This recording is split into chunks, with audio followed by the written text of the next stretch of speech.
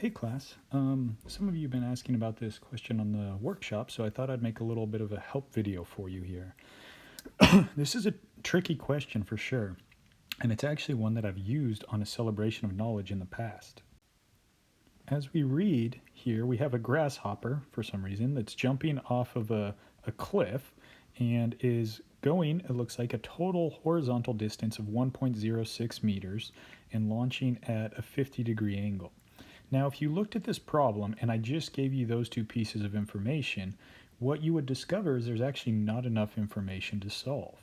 And so I give you one additional piece of information, and that's the maximum height achieved by the grasshopper right at this location.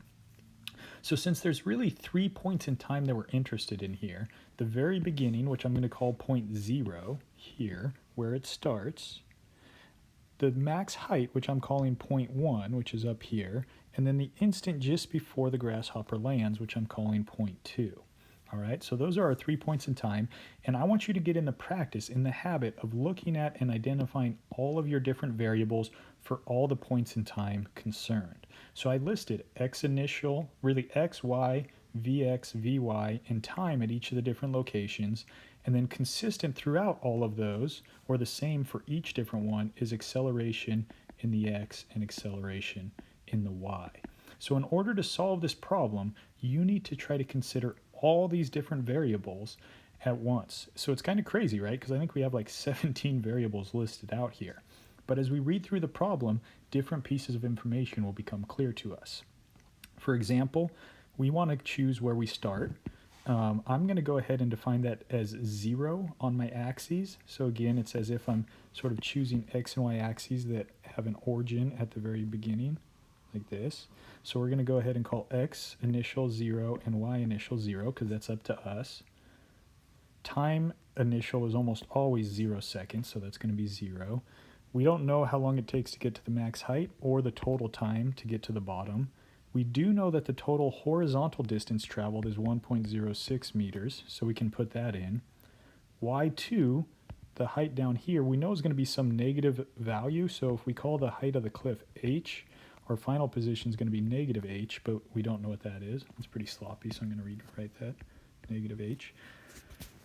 Up at the top, we don't know our x horizontal position, but we do know our y position. Don't forget this is centimeters, so this would be 0.0674 meters is our y height at that location. Our x velocity we don't know here, but it's going to be the same as the initial x velocity, as will this one, because we know acceleration in the x for something undergoing projectile motion is just 0.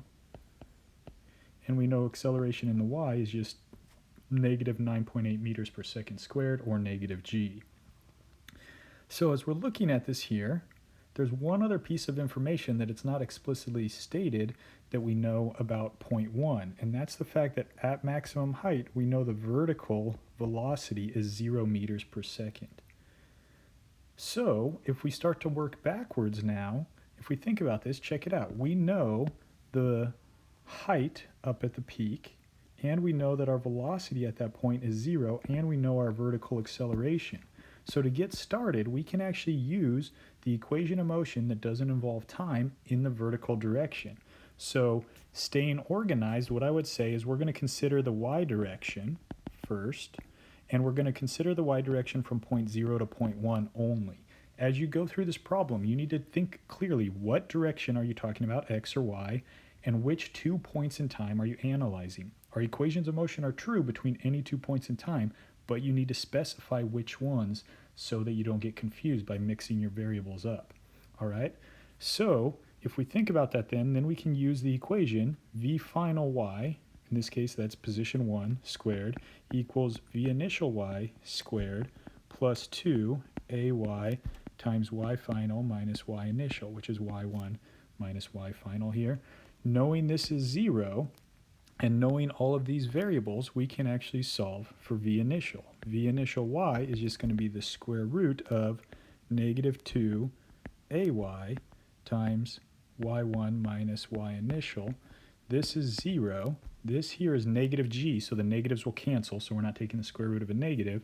And then this here is just the height given to us. So we can find v initial y by doing the square root of 2g times that y1 value, 0.0674 meters.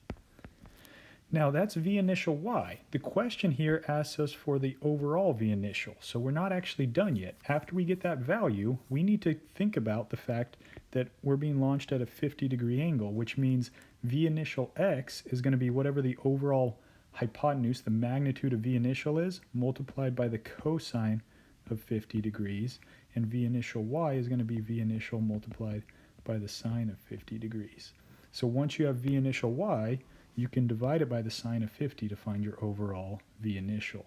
Again, if you're confused about that velocity vector, right, we're saying that we have a v initial, which is our hypotenuse vector, at a 50-degree angle. And so what we're doing is we're breaking that into a little triangle like this. So you have the bottom that's v initial x, you have a vertical component that's v initial y, and then you turn those into a little triangle like this, where the opposite side of this triangle is the same as v initial y. So that's how you can use your sine and cosine. Now, I'm going to go ahead and probably stop it here and let you guys run with this, right? But once you have your overall v initial, you can find v initial x, and you can find, well, you'll already know v initial y, and since you then have the total distance, you can use that and your v initial x for analyzing from point 0 to point 2 to solve for the time. So apparently I'm giving you more hints still. But again, staying organized, when you go to do part B, you're going to look in the x direction and you're going to analyze from point 0 to point 2 in order to find the overall total time. And then from there, you should be able to find this height of the cliff, h. So I'm going to stop it there. I hope that's helpful, and let me know if you all have any questions for me. Have a box-worthy day.